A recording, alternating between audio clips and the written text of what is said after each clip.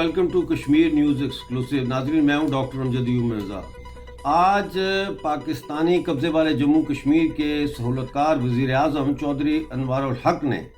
پاکستان میں جا کر اسلام آباد میں پاکستان کے وزیر داخلہ محسن نقوی سے ملاقات کی اور اس میں ان سے ایف سی تعینات کرنے کی درخواست کی، جسے انہوں نے بخوشی منظور کر لیا اور اس کی منظوری بھی دے دی. اب حالات یہ ہیں کہ تقریباً 6 جو پلاٹونز ہیں ایف سی کی، ان کو پاکستانی قبضے والے جموں کشمیر میں داخل کیا جائے گا اور ان کو 6 پاور سٹیشنز کے اوپر تعینات کیا جائے گا، جن میں نیلم ہائیڈرو پاور پروجیکٹ ہے، جیلم ہائیڈرو پروجیکٹ ہے، منگلا ہے اور گلپور ہائیڈرو پاور ہاؤسز ہیں. یہاں پہ ان کی سیکیورٹی کے لیے تعینات کیا جائے گا. اب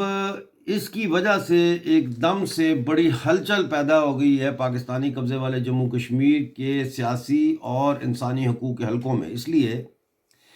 کہ جیسا آپ جانتے ہیں کہ چائنا کے جو سینئر منسٹر ہیں 2 دن پہلے انہوں نے اسلام آباد میں یہ بیان دیا تھا کہ سی پیک کو آگے بڑھانے کے لیے سیکیورٹی انتظامات جو ہے وہ ناکافی ہیں اور سیاسی استحکام جو ہے وہ بھی پاکستان میں نہیں ہے، جو کہ 2 بڑی رکاوٹیں ہیں سی پیک پروجیکٹ کو آگے بڑھانے میں. اس کی آڑ میں پھر اب یہ کہا جا رہا ہے کہ پی او جے کے میں جہاں پہ اور گلگت بلتستان جہاں سے سی پیک گزر رہا ہے، وہاں سب سے زیادہ سیاسی عدم استحکام پایا جاتا ہے. ہر روز مظاہرے ہو رہے ہیں، 1000 سے اوپر جو کارکنان ہیں جمہوریت کے لیے لڑنے والے اور انسانی حقوق کے لیے لڑنے والے، وہ پی او جے کے اور گلگت بلتستان میں جیلوں میں ہیں اور یہ روز کا معمول بنتا جا رہا ہے. بات صرف احمد فرحاد کو ایجنسیوں نے جو اٹھایا تھا وہاں تک ختم نہیں ہوتی، بلکہ خواجہ رشید جن کا تعلق نیلم سے ہے اور وہ ایک سیاسی کارکن ہیں، ان کو بھی راولپنڈی اسلام آباد سے ان کے گھر سے ویگو ڈالے میں سفید کپڑوں میں ایجنسیوں کے لوگ آئے اور ان کو اٹھا کر لے گئے اور وہ تاحال لاپتہ ہے. جی، تو یہ سلسلہ جا رہا ہے. قصور کیا ہے؟ جو شخص بھی اس وقت عوامی ایکشن کمیٹی کی حمایت کر رہا ہے اس کو اٹھایا جا رہا ہے، اس پہ تشدد کیا جا رہا ہے، اس کو گرفتار کیا جا رہا ہے. یعنی پی او جے کے کی جو سیاسی صورتحال ہے وہ انتہائی غیر یقینی ہو چکی ہے، اور خاص طور پر جو اب جوائنٹ عوامی ایکشن کمیٹی نے جو کیمپین شروع کی تھی سیاسی قیدیوں کی رہائی کے لیے، وہ اونٹ کسی کروٹ نہیں بیٹھ رہا. تو اب جموں کشمیر جوائنٹ عوامی ایکشن کمیٹی نے 27 جون کو پنچ ڈویژن، 28 جون کو میرپور ڈویژن اور 29 جون کو مظفر آباد ڈویژن کے جو انٹری پوائنٹس ہیں وہاں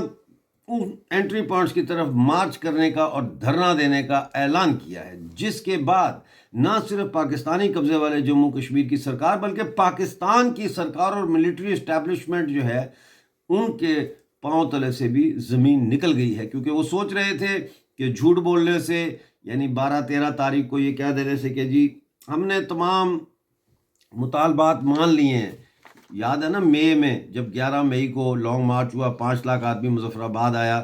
تو پھر 12 اور 13 کو اسی سہولتکار وزیر اعظم چودھری انوار الحق نے جو ہے لائیو ٹی وی پہ بیٹھ کے کہا میں نے تمام مطالبات مان لیے ہیں جوائنٹ عوامی ایکشن کمیٹی کے. لیکن اس کے دوسرے ہی دن انہوں نے احمد فرحاد کو اغوا کیا اسلام آباد میں ان کے گھر سے اور لاپتہ کر دیا، اور پھر وہ مظفر آباد میں ابھر آئے. وہاں پتہ لگا کہ جی وہ تو وہاں ہیں، اور اسی حوالے سے 29 مئی کو پاکستان کی جو اسلام آباد کی ہائی کورٹ ہے وہاں پہ ڈپٹی اٹارنی جنرل نے آ کر کہا کہ وہ احمد فرحاد کو سو کالڈ آزاد کشمیر سے جا کے گرفتار کر کے عدالت میں پیش نہیں کر سکتے، کیونکہ پاکستانی آکوپائڈ جموں کشمیر جو ہے یا آزاد کشمیر یہ فورن ٹیریٹری ہے. تو اب اس فورن ٹیریٹری میں پاکستان کی ایف سی کیوں آ رہی ہے اور کس قانون کے تحت آ رہی ہے، یہ تو جب چودھری انوار الحق صاحب گرفتار ہوں گے اور ان پہ مقدمہ چلے گا تو وہی بتائیں گے، کیونکہ یہ پاکستانی قبضے والا جموں کشمیر اگر ایک آزاد ملک ہے اور اس آزاد ملک کا وزیر اعظم اگر کسی دوسرے ملک کی جو ایف سی ہے اس کو بلاتا ہے اپنے لوگوں کو کچلنے کے لیے، تو پھر غداری کا مقدمہ تو بنتا ہے۔ اب یہ جو بہانہ انہوں نے بنایا کہ جی یہ نیلم جیلم پروجیکٹ پہ، ایک طرف تو یہ چائنیز کو دکھانے کے لیے کہ جی دیکھیں ہم نے فوری طور پر آپ کی شکایت دور کر دی اور سیکیورٹی لگا دی ہے تمام ہائیڈرو پاور پروجیکٹس پہ جن میں چین کی سرمایہ کاری ہے کسی نہ کسی طرح، لیکن حقیقت یہ نہیں ہے۔ حقیقت یہ ہے کہ ایک طرف یہ چین کو دکھا رہے ہیں لیکن اصل میں یہ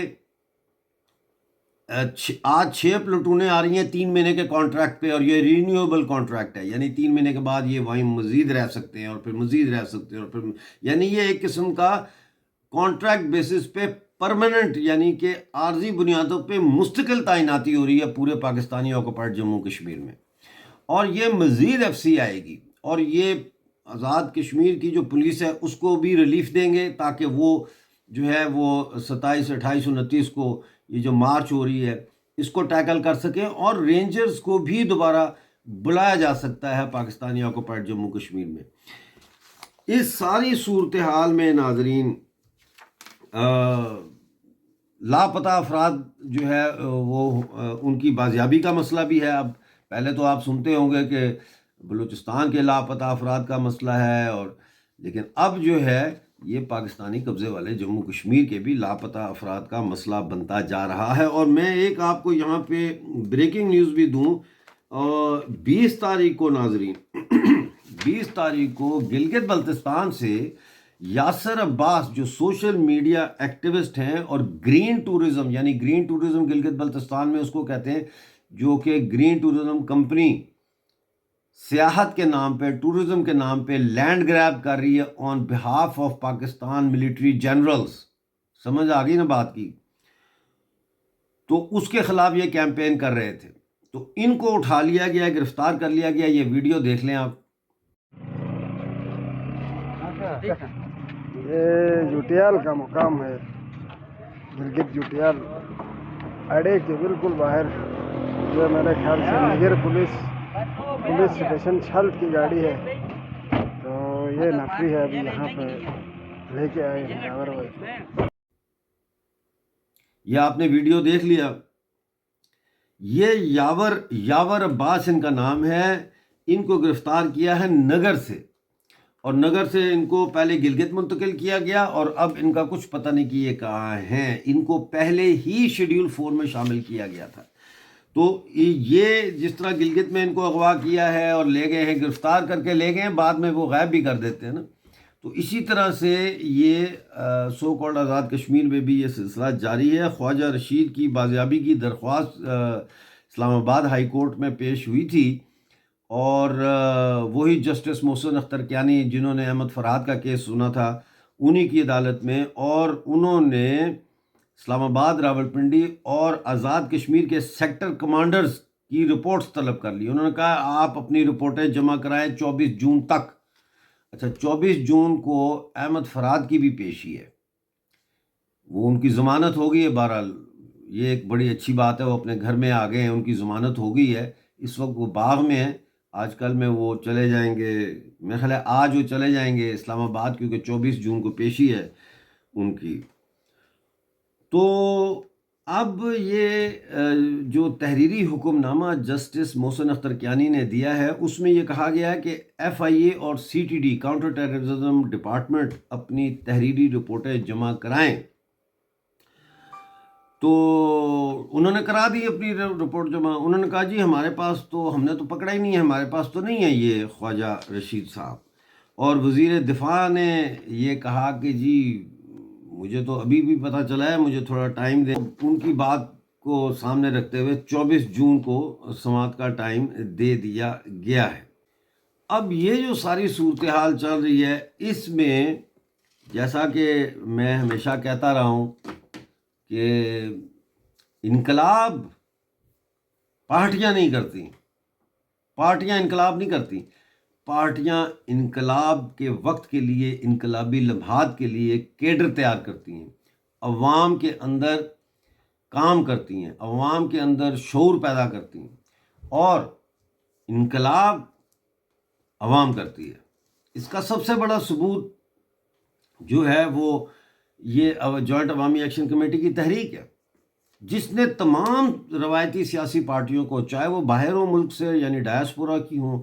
چاہے وہ پی او جے کے اندر ہوں، ان سب کو کھڈے لائن لگا دیا ہے. اور جوائنٹ عوامی ایکشن کمیٹی کے تحت جو ہے یہ عوام کا ریلا باہر نکل رہا ہے. اب یہاں پہ دو مسئلے آ جاتے ہیں. ایک تو یہ کہ یہ سارا کچھ دیکھ کے سیاسی پارٹیاں جو ہیں پی او جے کے کی، ان کو یہ محسوس ہوتا ہے کہ وہ گراؤنڈ لوز کر رہی ہیں، یعنی پبلک میں جو ان کی تھوڑی بہت کہیں کوئی پاکٹس تھیں سپورٹ کی، وہ سپورٹ ان سے جاری ہے، اور وہ کوشش کر رہے ہیں کہ اس میں سے جتنا بھی پولیٹیکل سینٹیمنٹ ہے پبلک کا، وہ اپنے حصے میں اس کو حاصل کریں. اور اسی لیے بے تکے بیانات جو ہے ان کا سلسلہ جاری ہے. کہیں یہ کہا جاتا ہے کہ مرتے دم تک اب مزاحمت کرنے کا وقت آ گیا ہے. وہ سیاسی پارٹیاں جو کل تک پرامن جد و جہد اور پرامن راستہ اور یونائٹڈ نیشن ریزولوشنز کے تحت جو ہے کشمیر کا مسئلہ حل کرنے کی باتیں کرتی تھیں، ویسی پارٹیاں اب جو خاص طور پہ ڈائسپورا میں بھی ہیں، وہ اب مہم جوئی کی جو ہے وہ بات کر رہی ہیں. ابھی بھی ان کو عوام کی طاقت میں اور اس پورے میکانزم کی سمجھ نہیں ہے کہ سماجی تبدیلی میں عوامی جو ایکشن کمیٹیاں ہوتی ہیں یا سوویتس ہوتی ہیں جو جیسے 1917 میں تھیں، یا فرینچ ریولوشن کے دوران جو پبلک کمیٹیاں بنی اور کس طرح سے انہوں نے لیڈ کیا انقلاب کو، وہ میکانزم ان کی سمجھ میں نہیں آ رہا. کیونکہ ابھی بھی وہ ڈوگما یعنی قدامت پرستی اور نظریات کی ایک مخصوص قسم کی سیاسی تعلیم اور نظریات کی جکڑ میں پھنسے ہوئے ہیں، اور جب تک وہ ٹوٹتا نہیں ہے وہ صحیح لائے عمل نہیں دے سکتے. کل تک یہ کہنا کہ اقوام متحدہ کی قراردادوں کے مطابق ہم جد و جہد کر رہے ہیں، پرامن جد و جہد کر رہے ہیں، یہ موقع پرستی کی نشانی تھی. یعنی کہ جب لوگوں کو تیار کرنے کا وقت تھا، اس وقت وہ United nation human right council کے اندر بیٹھ کے سیشنز میں گفتگو کر رہے ہیں، یا نیو یارک میں کر رہے ہیں، یا برسلز میں یورپین یونین کی پارلیمنٹ کے ممبران سے مل کے بات کر رہے ہیں، لیکن پیچھے کوئی گراؤنڈ میں ہوم ورک نہیں کیا، کوئی اسٹڈی سرکل نہیں چلائے، کوئی عوام کی جو ایکشن کمیٹیاں تھیں، پینشنرز کمیٹی، ٹریڈرز کمیٹی اور ٹرانسپورٹ کمیٹی، مختلف کمیٹیوں کے اندر انہوں نے انٹرونشن نہیں کی، اور وہاں پہ لوگوں کے سیاسی شعور کو معاشی مطالبات سے سیاسی مطالبات کی طرف بڑھنے کے لیے کوئی راستہ نہیں دیا. اور اب فرسٹریشن میں وہ کہتے ہیں مار دو، بس لڑ پڑو، جھگڑا کر لو، مزاحمت کرو، موت نے ایک دن آنا ہے، لڑو ان سے. یہ مہم جوئی ہے. اور مہم جوئی یعنی ایڈونچرزم اور موقع پرستی یعنی اپورچونزم ایک ہی سکے کے دو رخ ہے. یہ میں نہیں کہتا، یہ باشویک انقلاب کا بانی لینن کہتا ہے کہ موقع پرستی اور مہم جوئی ایک ہی سکے کے دو رخ ہیں. ناظرین، لہٰذا اس قسم کی باتوں سے ہمیں بچنا چاہیے. جو اس قسم کے جذباتی گفتگو کر رہے ہیں اپنی فرسٹریشن کو دور کرنے کے لیے، فوکس اس چیز پہ ہونا چاہیے کہ یہ جو عوامی ایکشن کمیٹی ہے، اس کے اندر جو قیادت ہے وہ تاجروں کے پاس ہے، تاجر طبقے کے پاس ہے. تو اب نیچے سے عوامی ایکشن کمیٹی کے اندر سے جو اس کے ممبر ہیں یا اس کے اندر جو لوگ شامل ہیں مختلف قسم کے نچلی سطح پہ، وہ اب پریشر بڑھائیں اس قیادت کے اوپر، عوامی ایکشن کمیٹی کی قیادت پہ، کہ یہ مظفر آباد میں جا کے دوبارہ دھرنا دیں اور انٹری پوائنٹس ود پاکستان کو بلاک کر دیں. کوئی ضرورت نہیں اسلحہ اٹھانے کی، کوئی ضرورت نہیں ہے اس طرح کی مزاحمت کرنے کی جہاں لوگ اپنی جان کو خطرے میں ڈالیں، اسلحہ اٹھائیں، بندوق اٹھائیں. یہ سب مہم جوئی کے زمرے میں آتا ہے، ٹھیک ہے نا. اس کے بجائے جو ہے وہ ضرورت اس بات کی ہے کہ دفاعی کمیٹیاں بنائی جائیں. جیسے جوائنٹ عوامی ایکشن کمیٹی ہے، تو جوائنٹ عوامی ایکشن کمیٹی کی اپنی ڈیفنس کمیٹیاں ہوں، جو رینجر، ایف سی یا کوئی اگر ان پہ حملہ کرتا ہے تو اس کے لیے کمیٹی کے ممبران کو یا جو دھرنے میں بیٹھے ہیں ان کا دفاع کر سکے. دفاعی کمیٹیاں، ناٹ ملیشیا. ملیشیا میں اور دفاعی کمیٹیوں میں فرق ہوتا ہے. بعد میں جا کے یہی دفاعی کمیٹیاں ملیشیا میں بن جاتی ہیں، لیکن آپ جمپ دا گن نہیں کر سکتے کہ آپ فوری طور پر ملیشیا بنانے کا اعلان کر دیں. تو یہ فرسٹریشن بھی ایک تماشا ہے. اور دیکھیے ان جو سیاسی پارٹیوں کے لوگ ہیں جو ملک سے باہر بھی بیٹھے ہیں اور اندر بھی بیٹھے ہیں، ان کے پاس نہ کل کوئی سیاسی پروگرام تھا نہ آج کوئی سیاسی پروگرام ہے. سیاسی پروگرام اگر کسی کے پاس ہے تو وہ جموں کشمیر تحریک اتفاق رائے کے پاس ہے، جس نے ہمیشہ، میں نے جو پامفلٹ لکھا تھا عوامی کمیٹیوں کے بارے میں وہ 3 سال پہلے لکھا تھا. ابھی کوئی بجلی کے بلوں پہ ٹیکس نہیں لگے تھے، کچھ 3 سال پہلے لکھا تھا. اور اس کے اندر میں نے یہ بیان کیا تھا کہ کس طرح سے پی او جے کے میں انقلاب آ سکتا ہے. بیان اسی طرح سے یہ انقلاب آیا ہے. عوامی کمیٹیاں انقلاب کرتی ہیں. پارٹیاں، تمام پارٹیاں بشمول میری پارٹی، پاکستانی قبضے والے جموں کشمیر کے عوام کی جو سیاسی شعور کی ٹریننگ ہوتی ہے اس میں کامیاب نہیں ہوئے. میں بھی اس طرح سے کامیاب نہیں ہوا، لیکن مجھے یہ تسلیم کرنے میں کوئی شرم نہیں، اس لیے کہ دوسری پارٹیوں کے پاس تو وسائل تھے، پیسہ تھا، ان کے پاس پراپر آرگنائزیشن تھی، اور ان کا چونکہ بیانیہ ایسے تھا، لیفٹ رائٹ کا بیانیہ تھا، آر بی پار بھی جو سمجھ میں آ جاتا تھا، یعنی اپارچونسٹ بیانیہ تھا نا، آزادی، ٹھیک ہے نا، اس قسم کا. تو ان کے پاکستانی آکوپائڈ جموں کشمیر میں بھی ان کے پارٹی کی کہیں نہ کہیں آرگنائزیشنل سیٹ اپ تھا. لیکن میری پارٹی جو ایکسکیوز می پاکستانی قبضے والے جموں کشمیر کی بھارت میں شامل ہونے اور reunification of the state of Jammu Kashmir کی بات کرتی ہے، ہمارے لیے پاکستانی قبضے والے جموں کشمیر یا مقبوضہ گلگت بلتستان میں تنظیمی ڈھانچہ کھڑا کرنا ممکن ہی نہیں ہے، کیونکہ ہمیں پرو انڈیا کہا جاتا ہے بجائے پرو اسٹیٹ کہنے کے. حالانکہ ہم ان لوگوں سے زیادہ پرو اسٹیٹ ہیں، کیونکہ یہ پرو جو اپنے آپ کو پرو اسٹیٹ کہتے ہیں، پرو اسٹیٹ آف جموں کشمیر، ان کے سوچ کے آڑے میں ہندو نفرت،